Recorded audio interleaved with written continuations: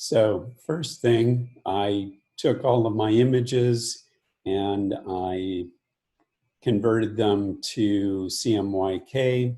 I made sure they were 300 pixels per inch and I saved them as PSD files. And then I took my images and I moved them from my Project 4 folder into my Project 5 design folder because I'm going to be using them in the Project 5 design folder. Okay, and you can see that these images, there's a JPEG and a PSD for each of these. The PSD file is the one that I'm going to use. So I'm going to go to InDesign, and I'm going to take, and I'm going to place an image. So there's a lot of different ways that images can be placed into InDesign. You can drag them from the desktop. You can, and there's various other ways. I recommend that you go File, Place. And then I'm going to go to Images, Artsy, Rodchenko.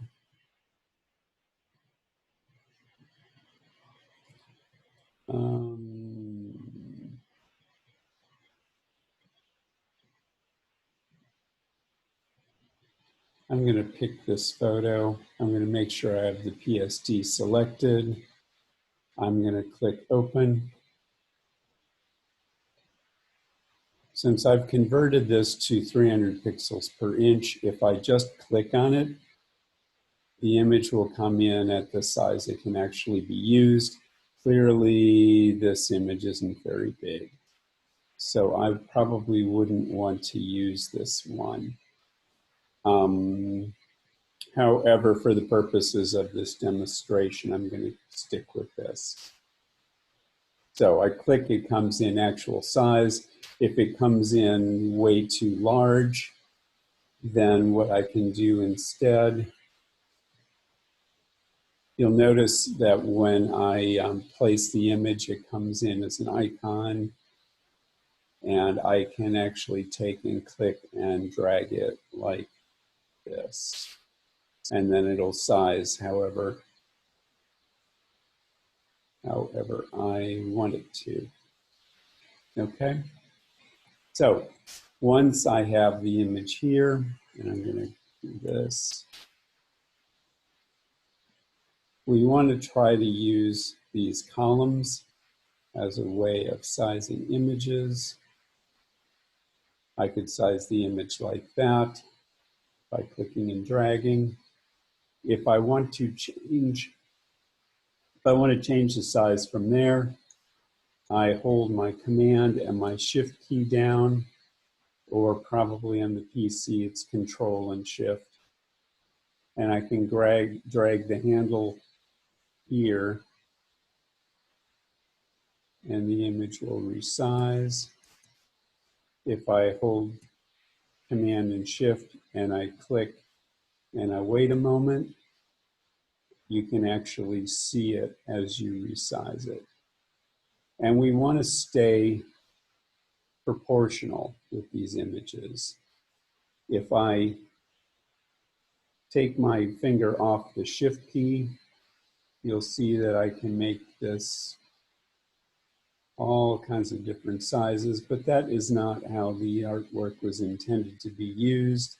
And so I'm going to hold my Shift key back down, and it makes it, the Command and the Shift key will make this proportional. Okay.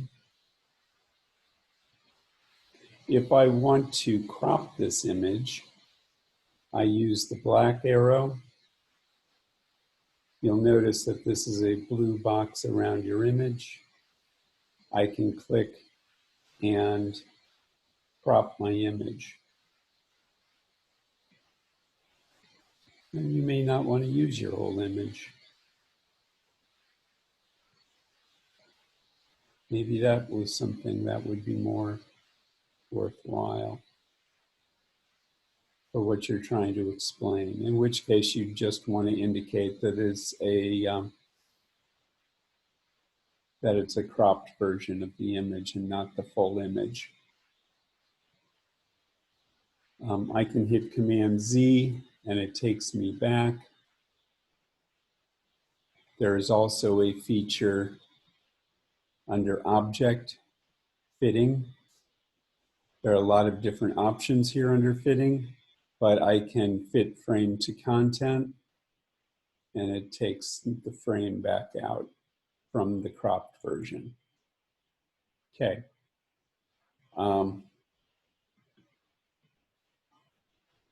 Again, I can crop this. If I want to move this out around within the crop, I can click the white arrow. And when I click on the image, you'll see that there's a brown box that indicates the image. And I get a hand. And if I click and hold, I can see what's not visible as well as what's visible. And I can move this around. I can even, if I go to the free transform tool, I can actually go here and I could, in fact,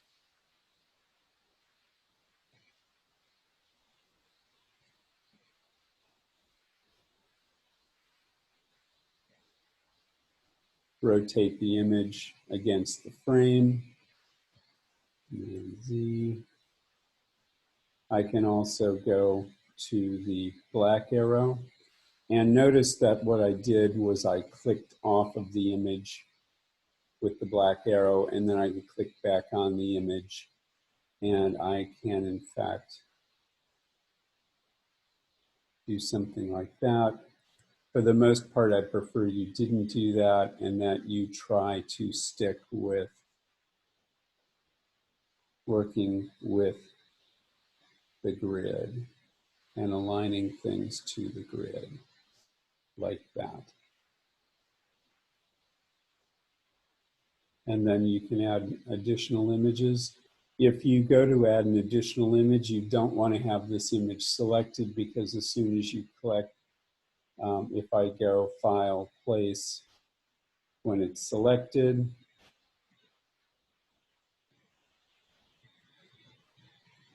open, you'll see that it just replaces my image.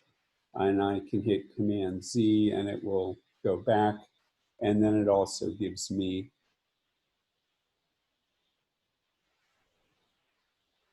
this image.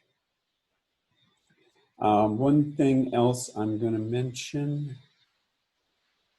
and that is that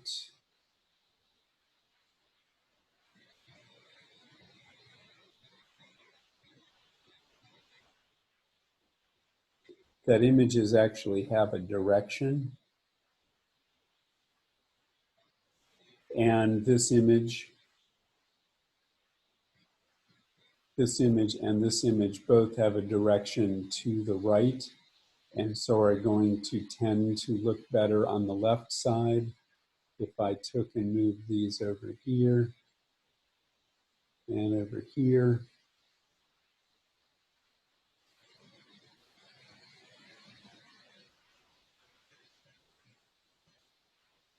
they tend to direct the eye off the page when in fact we want to try to direct the eye back onto the page. Finally, there is something called trapped white space. If I place,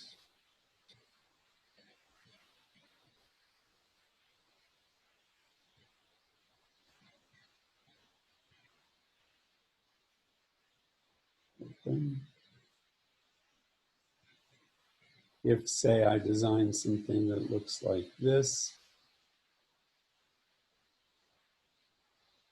what you don't want to do is you don't want to have, and I'm making this image smaller than the column. Personally, I'd probably prefer I make it the same size as the column, at least for the purpose of this project, in which case this goes like this. Sometimes it doesn't work the first time. Command Shift D.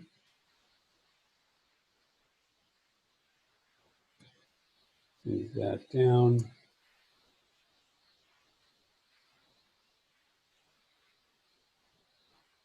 I can also click in the middle of this image and it allows me to do more or less the same thing. And I can hold Command Shift.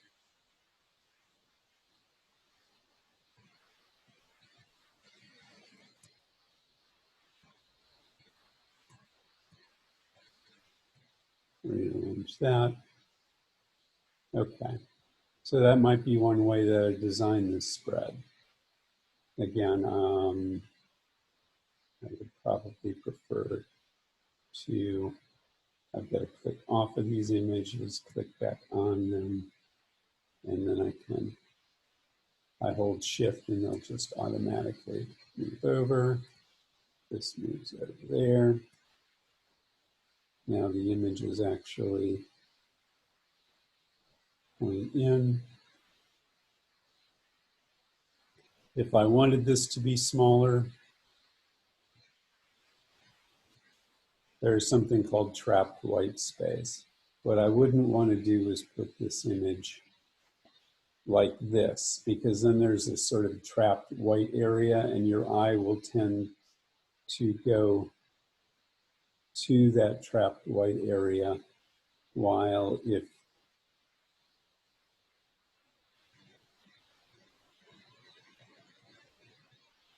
if I take it like this and that white area is on the outside, it becomes part of the design as opposed to having it on the inside where it becomes a distraction. If I made this smaller,